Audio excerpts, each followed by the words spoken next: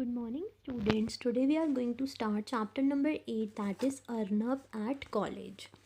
How would you feel if you had to live away from home to study? आप कैसा feel करोगे अगर आपको अपने घर से दूर जाना पड़े पढ़ाई करने के लिए?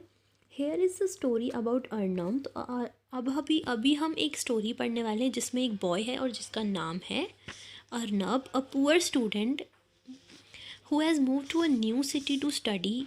एक ऐसा बच्चा जो पुअर है और वो न्यू सिटी पढ़ने के लिए गया है. This is first time living away from home, और उसके लिए ये पहली बार होगा कि वो अपने घर से दूर रहेगा. And he is nervous and excited at the same time. अब वो नर्वस भी है और बहुत ज़्यादा खुश भी है कि मैं वहाँ जा रहा हूँ, लेकिन उसमें कहीं ना कहीं उसको थोड़ा बहुत डर भी लग रहा है. Arnab talked about the whole situation with his mother.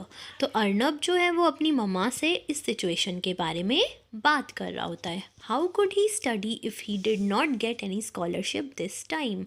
तो वो ये कहता है कि अगर मैं इस बार मुझे कोई स्कॉलरशिप नहीं मिली तो मैं पढ़ाई कैसे करूँगा.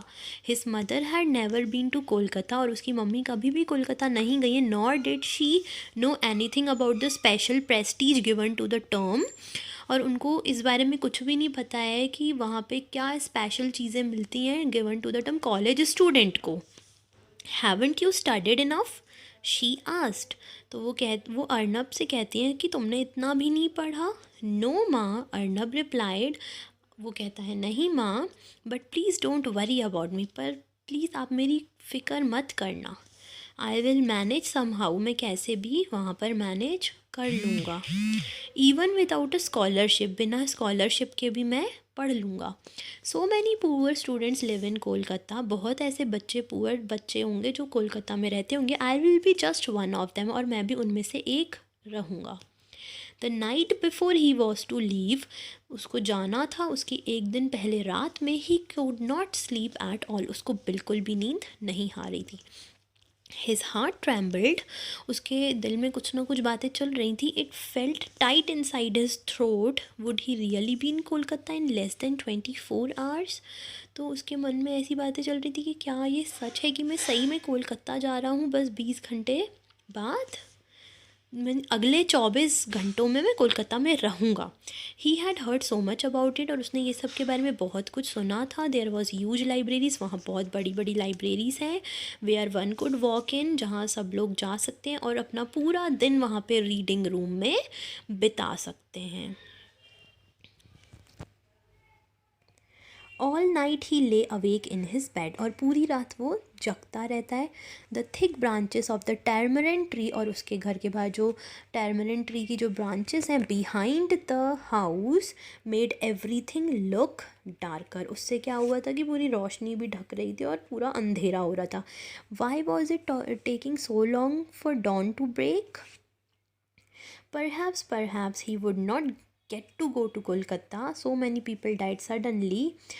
तो उसके मन में बहुत सारी बातें चल रही थी कि क्या मैं जा पाऊँगा या नहीं. Oh god, please don't let him die without seeing Kolkata, without studying in a college at least for a few days. Please god. तो ऐसा उसकी मम्मी भी सोच रही थी.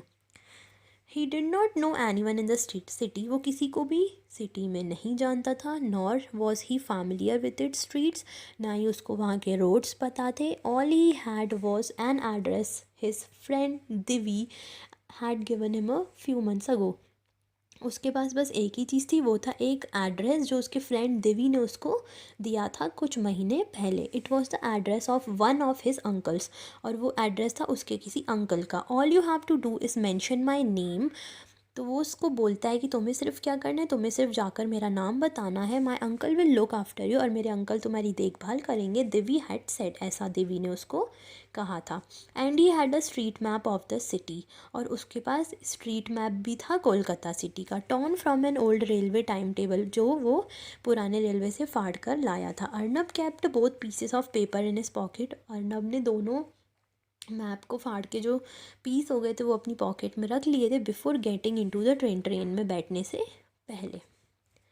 He had seen a big city before but even so Kolkata surprise him. उसने पहले भी ऐसी बड़ी सिटीज़ देखी थी, लेकिन कोलकाता देखकर वो बहुत ज़्यादा सरप्राइज हो गया था. He came out of the Sealdah railway station, वो जैसे ही सेल्डा रेलवे स्टेशन से बाहर आता है and stood staring at the flow of traffic, और देखता है कि बाहर कितना ज़्यादा ट्रैफिक है on the road outside. What were those vehicles, तो ये क्या था, ये कौन सी गाड़ियाँ थी, ट्रॉम्स, एंड दो स्पीडिंग साइलेंटली. वो देखता है कि जो ट्रॉम्स हैं वो क्या है, वो जो जो व्हीकल्स हैं वो उनमें से कुछ इलेक्ट्रिकल सारी चीज़ें हो रही है, इलेक्ट्रिसिटी से वो चल रही हैं और उसमें आवाज़ आ रही है कि ये स्टॉपेज आ चुका है.